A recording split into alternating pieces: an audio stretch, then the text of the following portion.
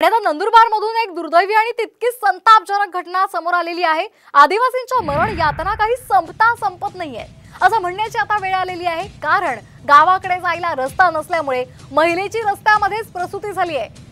आदिवासी महिलेला चक्क बांबूची झोळी बांधून रुग्णालयापर्यंत नेलं जात होतं, पण वेळेवर रुग्णालयापर्यंत पोहोचता आलं नाही आणि अगदी रस्त्यामध्येच या महिलेची प्रसूती झालेली आहे।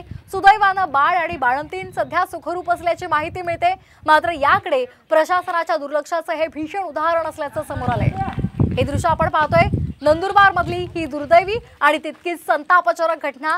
आदिवासींच्या मरण यातना या संपत नाहीये अशी म्हणण्याची वेळ आलेली आहे, कारण गावाकडे जायला रस्ता नसल्यामुळे या महिलेची रस्त्यामध्येच प्रसूती झाली आहे। प्रसूतीसाठी या महिलेला चक्क बांबूच्या झोळीमधून रुग्णालयापर्यंत नेलं जात होतं, मात्र वेळेवर रुग्णालयापर्यंत पोहोचता आलं नाही आणि रस्त्यामध्येच तिची प्रसूती झाली आहे। तर आपण ही एक्सक्लुसिव्ह दृश्य आपण पाहतोय। सुदैवानं बाळ आणि बाळंतीण यामध्ये सुखरूप असल्याची माहिती मिळते, मात्र प्रशासन याकडे दुर्लक्ष करतंय असा आरोप इथल्या ग्रामस्थांनी केलाय।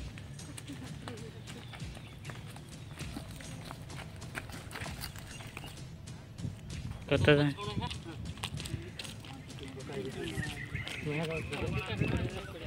आपण पाहतोय नंदुरबार मधली ही दुर्दैवी आणि तितकीच संतापजनक घटना। स्वातंत्र्याचा अमृत महोत्सव आपण सर्वांनी साजरा केलेला आहे, मात्र आदिवासींच्या मरण यातना या संपत नाहीयेत। गावाला जायला रस्ता नसल्यामुळे या महिलेची रस्त्यामध्येच प्रसूती झालेली आहे। प्रसूतीसाठी आदिवासी महिलेला झोळीमधून रुग्णालयापर्यंत नेलं जात होतं, पण वेळेवर रुग्णालय गाठता आलं नाही आणि रस्त्यामध्येच तिची प्रसूती झालेली आहे। दरम्यान बाळ आणि बाळंतीण सध्या सुखरूप असल्याची माहिती मिळते।